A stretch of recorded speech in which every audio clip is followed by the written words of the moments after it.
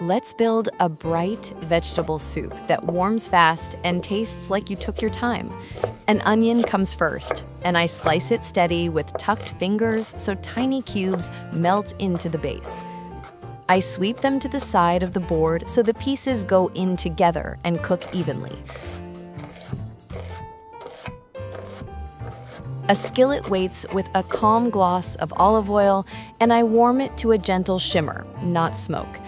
Onion slides in, and the spoon moves lazily so it softens and turns sweet without browning too quickly. If onions make you tear, chill them for 10 minutes, or breathe through your mouth while cutting, and it helps a lot. My husband swears his glasses are the secret, and honestly, he might be right. A carrot joins the board, and I trim, peel, and dice it very fine so it softens at the same pace as the onion. I give the pan a small fold from the edges toward the center and let the steam escape so flavor concentrates. Carrot rains into the skillet, and the color brightens the whole kitchen like a little sunrise. Tell me where you are watching from today. Drop your city in the comments so I can picture your kitchen. If you are new here, tap subscribe so cozy weeknight recipes land on your homepage without hunting. For friends who ask how to support this little family kitchen, there is a super thanks under the video, and your kindness keeps the oven warm.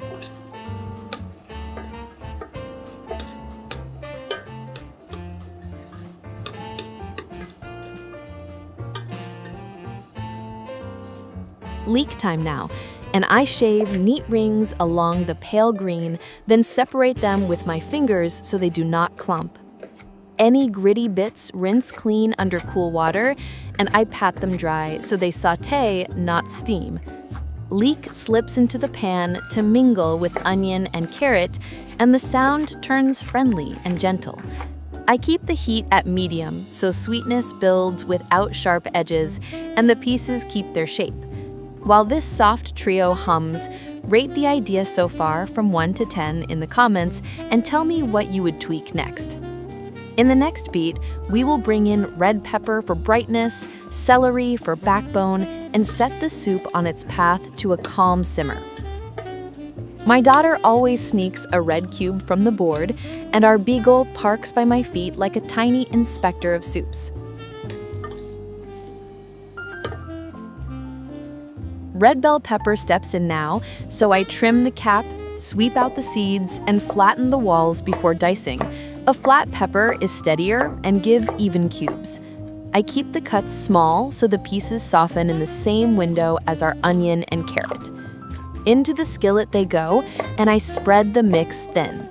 Medium heat, wide pan, and a lazy stir every so often so steam escapes and flavor concentrates. 3 to 5 calm minutes is the sweet spot. Glossy, fragrant, and still bright. If you like a gentle kick, swap in half a roasted pepper or a mild chili. If nightshades are tricky, diced zucchini brings the same juicy lift. I listen for that friendly sizzle, not a frantic hiss, and add a teaspoon of water instead of more oil if the surface looks dry. It lifts the fond and keeps things light. Celery time. I trim the top and base, then slice the ribs into tidy crescents. The thin curve gives a fresh backbone without stringy bites. If celery isn't your thing, fennel stem shaved thin is lovely and adds a mild anise note. Or you can use chopped parsley stems for clean brightness. I fold the celery through the pan, and the aroma turns garden fresh in a second. This is where patience pays. Keep the heat at medium so the edges soften, but the colors stay lively. A small taste check now. If the sweetness is leading, a pinch of salt balances it. Pepper waits for later so we don't stack heat too soon. Quick kitchen nudge while the vegetables hum. Follow the channel so the next simple soup lands on your homepage. And share this with a friend who loves weeknight comfort. Potatoes enter next, peeled if you prefer a softer finish, or scrubbed clean for rustic charm. I dice them small, about the size of the carrot cubes, so they cook evenly and thicken the broth naturally. The board stays tidy. I slide the potatoes into the pot base and give the pan a thorough but gentle mix from the edges toward the middle so nothing breaks. Everything looks balanced and cheerful, which is our sign to move toward the simmer in the next beat. Time to turn this sauté into soup, so I pour in water just to cover the vegetables by a finger. Enough to swim, not so much they forget each other. If you keep broth on hand, swap half the water for it. Homemade or a light stock cube, both work. I scrape the tasty bits from the pan walls, then season in layers. A calm pinch of salt to balance the sweetness we built, and a warm dusting of paprika that makes the color glow without heat. I give everything a wide fold from the edges toward the middle, put the lid on, and let it settle into a gentle simmer. 15 quiet minutes here turns potatoes silky and coaxes sweetness from the leek and carrot. While the pot hums, I prep the broccoli. I run the tip of the knife between florets so they break into small, even trees that cook at the same pace. Big ones, I split down the stem. Don't toss the stems, peel the tough outside and dice the pale core. It's sweet and tender in soup.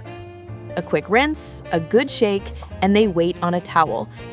Back at the stove, I nudge the heat up until the surface just reaches a calm boil, then add the broccoli like rain across the pot so the temperature stays steady. I stir once gently so every piece finds broth and nothing bruises. Garlic waits on the board for the next beat because a short cook keeps it mellow and fragrant instead of sharp.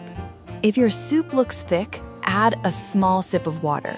If it looks loose, let it breathe uncovered for a minute. I taste the broth, round, vegetable forward, with that cozy paprika behind it, and smile.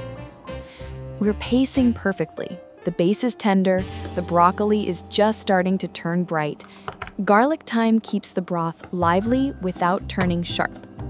I trim 2 small cloves, press them under the knife to loosen the peel, then mince to confetti so they dissolve into the soup instead of shouting. If raw garlic troubles you, grate it ultra fine or bloom it in a teaspoon of hot broth for 10 seconds before it meets the pot. The broccoli is turning bright green, so I slide the mince in and give one gentle stir. A short cook keeps the aroma soft and friendly. I pile dill and parsley, fold the leaves together, and shave them into a very fine confetti so the green freckles spread through every ladle. Stems are fair game if you mince them well. They carry a lot of flavor, and no one will notice in the bowl. 5 minutes from the finish, I sprinkle the herbs across the pot like rain and stir once from the edge toward the center to keep the broccoli smiling. The fragrance turns garden bright in a heartbeat. My daughter asks for extra broccoli trees, and our beagle takes his post by my feet like a tiny inspector. Very hopeful and very professional. I check the vegetables with the tip of a knife. Potatoes feel tender, carrot yields, leek has gone sweet, and the broccoli still has a pleasant bite.